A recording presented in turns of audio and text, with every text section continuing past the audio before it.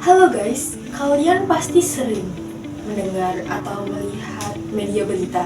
Contohnya di koran, di televisi. Tapi pernah nggak sih kalian mikir kenapa bahasa di berita itu seakan-akan dibuat-buat dan direkayasa? Itu disebut wacana media berita. Ini ada teorinya loh. Nah, pada kesempatan kali ini aku akan membahas buku tentang bahasa, yaitu Analisis Wacana, Pengantar Analisis Teks Media, karya Erianto. Di buku ini aku akan membahas dua bab penting, yaitu bab 7 dan bab 8, yang berisi tentang analisis wacana menurut Roger Fowler dan kawan-kawan, serta analisis wacana menurut Theo van Leeuwen. Jadi, yuk kita bahas bareng-bareng. Poin yang pertama, apa itu wacana? Mungkin kebanyakan orang itu kan mengartikan wacana sebagai rencana yang tidak jadi terlaksana. Padahal di bahasa juga ada yang namanya wacana, tapi maknanya berbeda. Wacana itu sendiri unit bahasa terlengkap dan tertinggi, yaitu suatu media yang tujuannya untuk menyampaikan pemikiran, membentuk pemahaman masyarakat, serta penyebaran ideologi kelompok tertentu. Melalui wacana, kita bisa mengetahui kejadian-kejadian yang sedang terjadi. Contohnya di berbagai aspek, yaitu sosial, budaya, maupun politik. Poin yang kedua, analisis wacana menurut Roger Fowler dan kawan-kawan. Roger di sini tidak sendirian, ada yaitu Roger Fowler tentunya, lalu Robert Hooke, Guten Chris, and Tony Treu.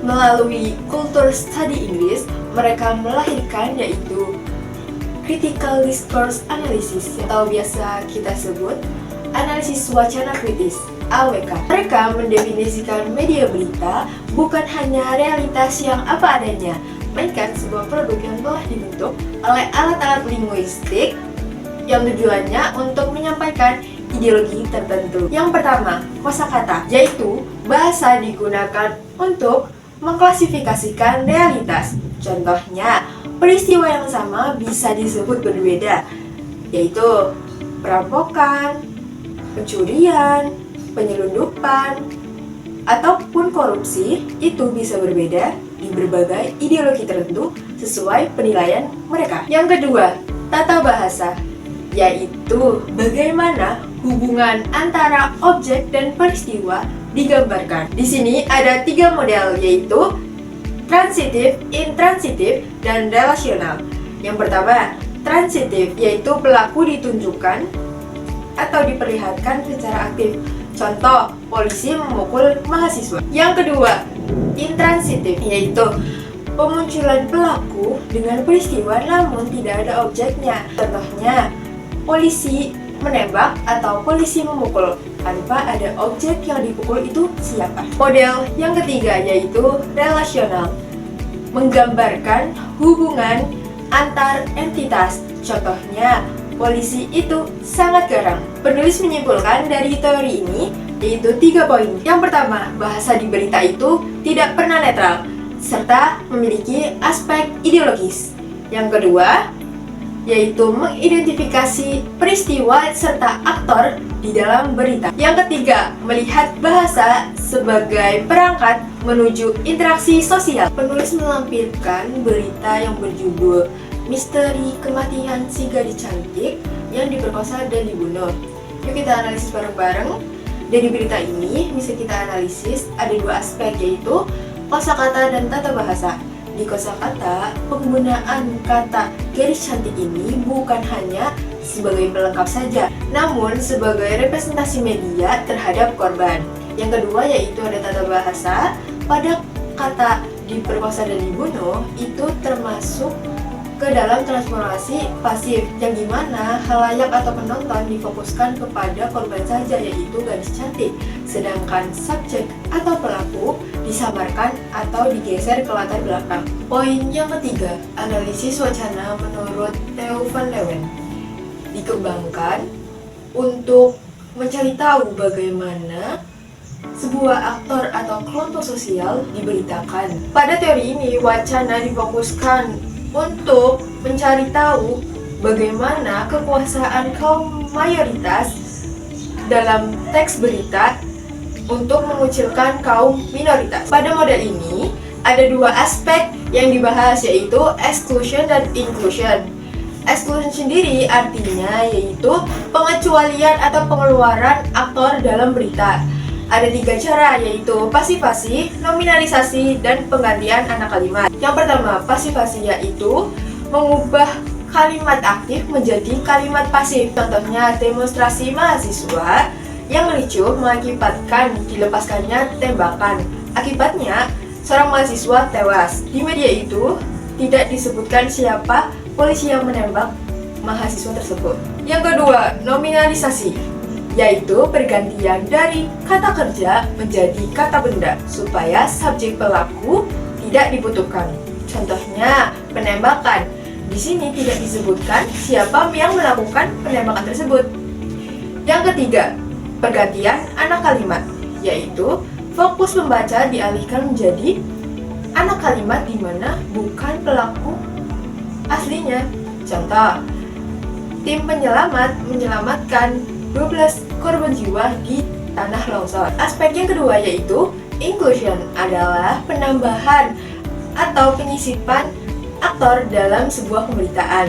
Di sini ada 7 cara, yaitu diferensiasi, indiferensiasi, objektivasi, abstraksi, nominalisasi, kategorisasi, nominalisasi, identifikasi, lalu ada determinasi, indeterminasi, lalu yang keenam ada asimilasi, individualisasi, dan yang terakhir ada asosiasi, disosiasi. Yang pertama ini menunjukkan si pelaku secara mandiri dan unik.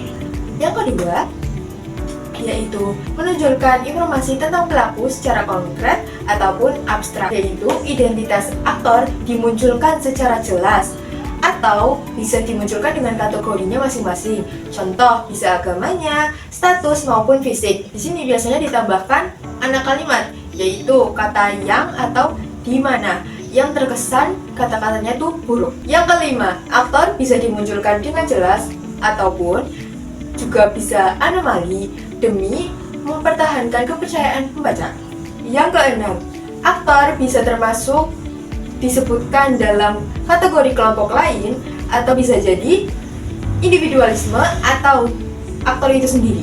Yang ketujuh, hubungan antara aktor dengan bagaimana dia dihubungkan dengan komunitas yang lebih besar lagi atau bahkan sebaliknya, lebih kecil. Penulis menyimpulkan di kerangka analisis bahwa teori ini yaitu membahas tentang bagaimana aktor ditampilkan atau dimunculkan dalam berita dan bagaimana sih cara-caranya.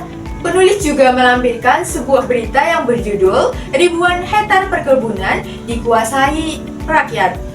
Yuk kita analisis bareng-bareng. Di sini ada dua, yaitu exclusion dan inclusion tentunya.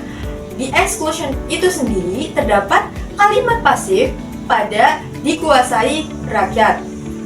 Ada juga contoh-contoh yang lain. Lalu yang kedua yaitu inclusion. Di sini terdapat kalimat rakyat yang dimana di judul itu sebutannya rakyat, namun di dalam tubuh berita itu disebut penggarap atau penyeleweng atau penguasa. Itu justru membuat para pembaca itu seakan-akan berstigma negatif terhadap rakyat. Jadi, apa sih kesimpulannya? Penulis mengatakan bahwa di media berita itu, pilihan kata itu sudah direkayasa dan dipilih. Apakah berita akan dimunculkan pelakunya atau justru korbannya? Buku ini sangat menarik karena pembawaan penulis, cara penulis membawakan teori-teori yang sangat rumit ini menjadi sebuah hal yang mudah karena dilampirkan berita-berita di Indonesia.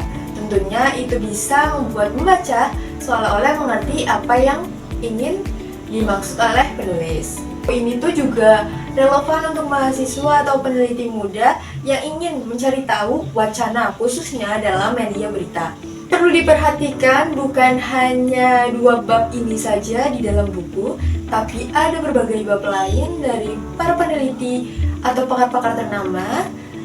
Namun, kalian bisa memilih 2 teori ini apabila yang pertama, teori pertama itu bab 7. Apabila kalian ingin meneliti tentang wacana khususnya di tata bahasa, kosakata. Dan yang kedua yaitu tentunya kalian bisa meneliti tentang wacana di media berita, tentunya bagaimana pelaku disembunyikan atau justru pelaku dimunculkan dengan cara-caranya. Udah tahu kan apa itu wacana? So, if you see the news media, jangan lupa cari tahu makna dari kata-katanya. Sekian pembahasan dari aku. Jika ada pertanyaan atau saran dari kalian, boleh banget komen di bawah. Thank you so much for your listening guys. Goodbye and see you in the next video.